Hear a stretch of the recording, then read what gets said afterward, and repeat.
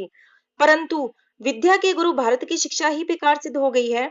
प्राथमिक शिक्षा से महाविद्यालयीन शिक्षा तक प्रवेश देने के लिए प्रवेश शुल्क के नाम पर फिरौती मांगी जाती है।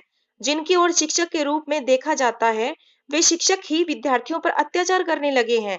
इसके अनेक उदाहरण सामने आ रहे हैं। इस स्थिति के लिए मैकाले शिक्षा प्रणाली उत्तरदायी है। आदर्श शिक्षक और आदर्श शिष्य केवल गुरुकुल शिक्षा पद्धति में ही घड़ सकते हैं। इसलिए विद्यार्थियों को दिशाहीन बनाने वाली मैकाले शिक्षा पद्धति हटाकर ज्ञान दान जैसे पवित्र क्षेत्र में भारत को गत वैभव प्राप्त करवाने के लिए हिंदू राष्ट्र की स्थापना आवश्यक है। भारत के वास्तविक विकास के लिए हिंदू राष्ट्र ही आवश्यक। प्राचीन भारत में सनातन वैदिक हिंदू धर्म को राजश्रय प्राप्त था, इसलिए यह राष्ट्र व्यवहारिक और आध्यात्मिक दृष्टि से प्रगति पथ पर था। इसलिए सुसंस्कृत समाज, आदर्श कुटुंब व्यवस्था और राज्य कार्यकर्ताओं की निर्मित हिंदू धर्माधारित राष्ट्र में हुई थी। परंतु स्वतंत्रता के 7 दशकों के पश्चात भी लोकतंत्र की प्रशंसा करने वाले सर्वपक्षीय शासनकर्ताओं के लिए सुसंस्कृत समाज और समृद्ध राष्ट्र बनाना संभव नहीं हुआ। परिणाम स्वरूप राष्ट्र में विविध समस्याएं जटिल बन गई हैं तथा इस कारण राष्ट्र तीव्र गति से विनाश की ओर जा रहा है। इन समस्याओं की तीव्रता देखते हुए धर्मनिरपेक्ष लोकतंत्र की निरर्थकता और हिंदू राष्ट्र स्थापित करने की आवश्यकता स्पष्ट होती है।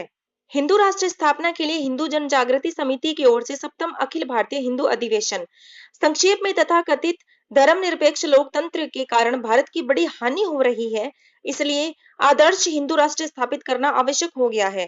इसी पृष्ठभूमि पर वर्ष 2012 में हिंदू जन जागृति समिति ने अखिल भारतीय हिंदू अधिवेशन की अवधारणा प्रस्तुत की तथा मूर्त रूप में साकार भी की। एक ही ध्येय से प्रेरित होकर सैकड़ों छोटे बड़े हिंदुत्वनिष्ठ संगठनों का हिंदू अधिवेशन प्रतिवर्ष गोवा में हो रहा है। हिंदू राष्ट्र की दृष्टि से देश विदेश के हिंदुत्वनिष्ठों का संगठन करने वाला यह एकमात्र अधिवेशन है। इस वर्ष 2 से 12 जून की अवधि में गोवा में 7वां अखिल भारतीय हिंदू अधिवेशन होने वाला है। इसमें देश भर के तथा बांग्लादेश, नेपाल, श्रीलंका इत्यादि देशों के 350 से अधिक हिंदुत्वनिष्ठ संगठनों के प्रतिनिधि सम्मिलित होने वाले हैं।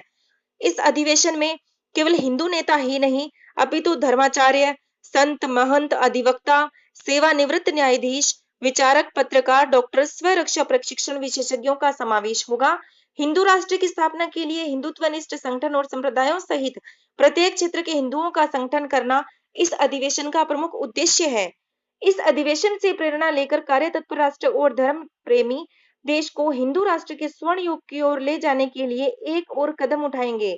ये भगीरथ प्रयास ही आगे राष्ट्र और धर्म पर लगा हुआ जाला